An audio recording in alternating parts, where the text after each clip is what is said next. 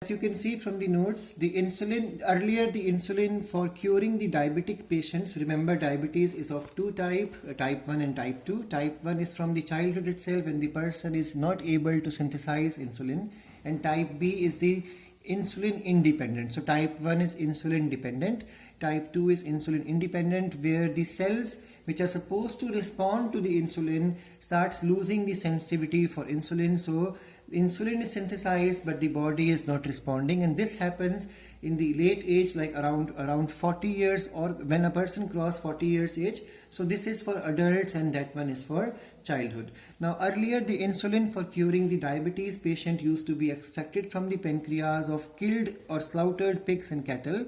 As it is slightly different from the human insulin, so it causes the undesirable side effects. The very easy side effect seen is the allergies. Now beta cells of the islets of Langerhans, they synthesize insulin, and the gene required for insulin production is present on the chromosome number 11. Now the structure of the insulin is that the insulin, not the proinsulin, insulin is made up of chain A and chain B. Chain A carries 21 amino acids, chain B carries 30 amino acids. So altogether the insulin, which is active insulin, carries 51 amino acids, and these amino acids chains, chain A and B, are interconnected or stabilized with the help of disulfide bonds, which are also called as sulfur-sulfur SS linkages.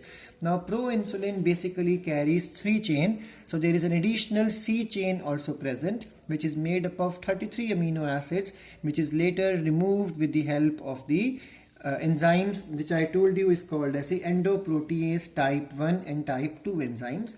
Now in the year 1983, Eli Lilly company, NCERT says in 1983, some help books will say 1982, they started working. So in 1983, Eli Lilly, American company, prepared 2 DNA sequence, one sequence coding for chain A, second sequence coding for the chain B. So they prepared the 2 DNA sequences corresponding to chain A and chain B, and then these chain A and chain B were prepared in the E. coli. Remember, they did the same thing into the plasmid. So they took out the E. coli plasmid, made a cut into it, inserted the DNA which codes for chain A, and in the second E. coli plasmid they inserted the DNA which codes for chain B, and now within these 2 different E. coli they prepared the chains of chain A and chain B in the bioreactor in the large scale, and then these chains were extracted and combined with the help of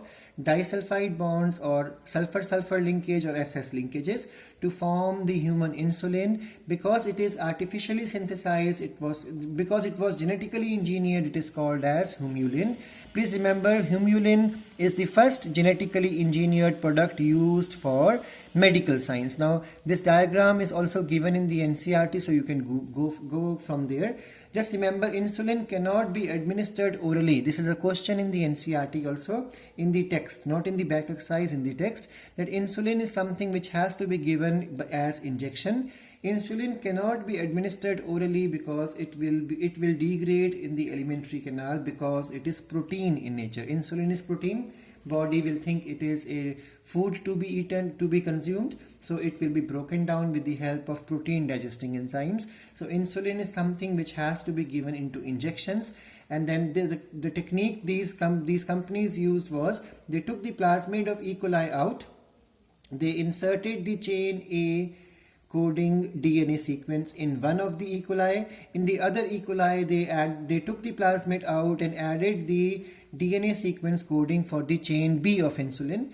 And finally, when this change has occurred, transformation has occurred, or you can say the recombination has taken place, this factor was introduced back into the E. coli.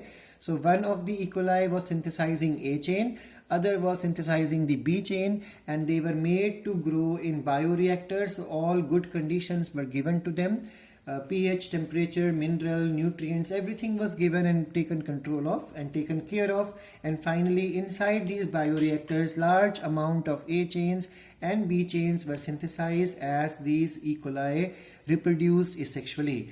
What was the last step? Last step was that after this they took the E. coli out, broke them into pieces, and took the A chain of insulin, B chain of insulin, and joined and extracted them, purified them, and joined them with the help of the sulfur bonds or sulfur linkage. SS linkage is also called as the disulfide bond. This is as per the NCERT, the explanation for it. Remember, not just this method, I told you another company, they did this in the E. coli. Another company was there which did this same experiment in 1990s, and they performed this experiment in the yeast, and they prepared their own genetically modified insulin. And another company performed another experiment in which the cheaper method of experiment was there. They took the pig's insulin out, and because we know the sequence of human insulin amino acid chains, so what they did, they removed all those amino acids which were wrong as per the human insulin, and they inserted the amino acids so that the pig insulin now was chemically changed into and to resemble as if it is the human insulin. So various companies have performed various function.